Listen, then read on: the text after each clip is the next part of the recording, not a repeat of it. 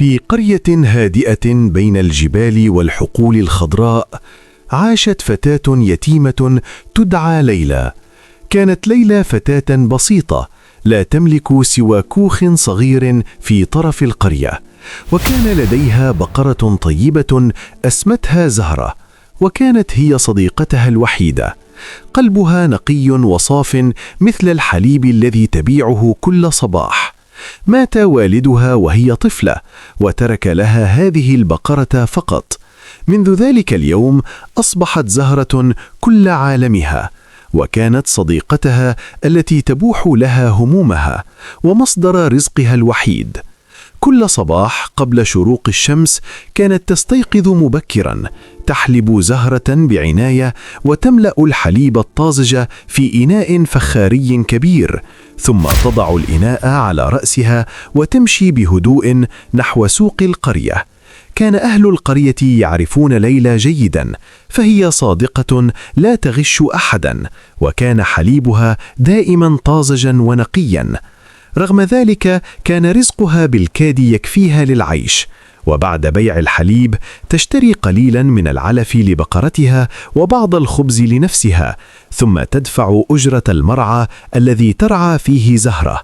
كان صاحب المرعى رجلا يدعى سالم، قلبه قاس وجشع، وكان ينظر إلى ليلى كأنها مجرد مصدر للمال، وكلما سنحت له الفرصة زاد عليها الإيجار. ورغم فقرها الشديد كانت ليلى تؤمن بالرحمة، وكانت تؤمن أن الرحمة بالمخلوقات الضعيفة تجلب رحمة الله. فبعد الانتهاء من بيع الحليب كانت تترك قليلا منه في صحن صغير خلف السوق، وكانت القطط الجائعة تأتي لتشرب منه. كانت تشعر بسعادة غريبة وهي ترى المخلوقات الضعيفة تشرب من رزقها القليل. مرت الأيام والحياة بدأت تزداد صعوبة، وفي أحد الأيام جاء سالم إليها وقال بصوت قاس: لقد قررت زيادة إيجار المرعى. وأضاف: إن لم تدفع المبلغ يوم الجمعة فسآخذ بقرتك زهرة وأطردك من الكوخ. وقع كلامه على قلبها كالصاعقة، كل ما تكسبه بالكاد يكفيها، كيف ستجمع هذا المبلغ الكبير في أيام قليلة؟ ذهبت إلى السوق في ذلك اليوم وقلبها مثقل بالحزن. جلست في مكانها المعتاد ووضعت إناء الحليب أمامها. وجهها كان شاحبا وعيناها مليئتين بالقلق. وبينما كانت هكذا اقتربت منها قطة لم ترأها من قبل. لم تكن قطة شارع عادية، فروها أسود لامع كالحرير، وعيناها خضراوين كالزمرد، وكانت تمشي بثقة وهدوء كأنها أميرة من عالم آخر. وقفت أمام ليلى ونظرت إلى إناء الحليب، ثم رفعت رأسها ونظرت إليها نظرة عميقة هادئة كأنها تفهم حزنها الداخلي. ورغم أن ليلى كانت تحتاج كل قطرة من الحليب لم تستطع أن تردها. أخذت صحنها الصغير وسكبت فيه قليلا من الحليب ووضعته أمام القطة. شربت القطة الحليب بهدوء ورشاقة، ثم رفعت رأسها ونظرت إلى ليلى وكأنها تشكرها، وبعد لحظات اختفت بين الأزقة.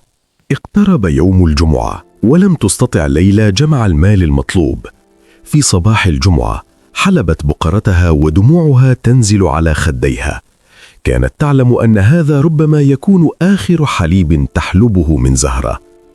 خرجت من كوخها وهي تحمل الإناء وقلبها مثقل بالحزن، لكنها فوجئت بالقطة السوداء جالسة أمام الباب كأنها تنتظرها. نظرت القطة إلى الإناء ثم أصدرت مواء خفيفا. تنهدت ليلى وقالت بحزن: حتى أنت تريدين نصيبك اليوم؟ رزق الله ليس حكرا على أحد. فقالت ليلى. سكبت الحليب في الصحن ووضعته أمام القطة. شربت القطة الحليب بهدوء كعادتها. فجأة سمعت ليلى صوت شيء صغير يسقط في الصحن. نظرت إلى الصحن فتجمدت في مكانها. في قاع الصحن كانت هناك قطعة ذهبية لامعة كانت تلمع تحت ضوء الشمس. رفعت ليلى القطعة بيد مرتجفة وهي لا تصدق عينيها. لم تر في حياتها دينارا ذهبيا من قبل. نظرت حولها تبحث عن القطة، لكنها اختفت كما ظهرت.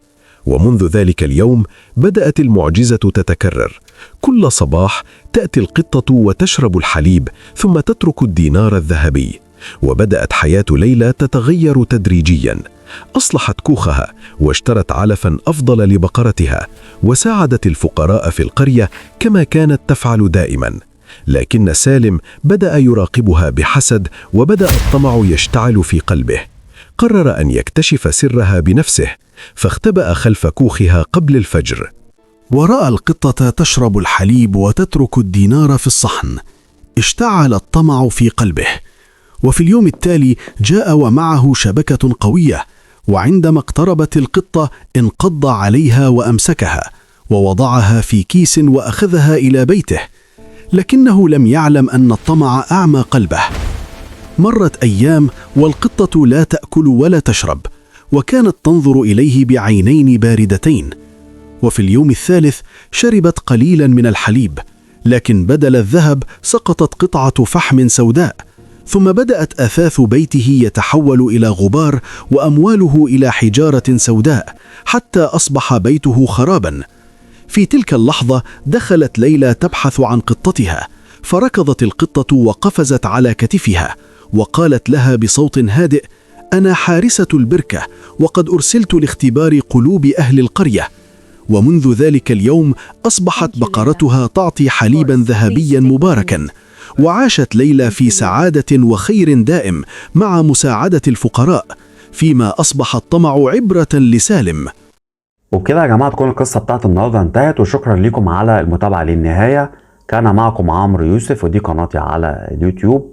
يا ريت بقى تكتبوا لي بتتابعوني من أي بلد عربي أو أجنبي، ويا ريت تعرفوني الساعة كام عندكم دلوقتي، وانتظروا إن شاء الله في القصة القادمة.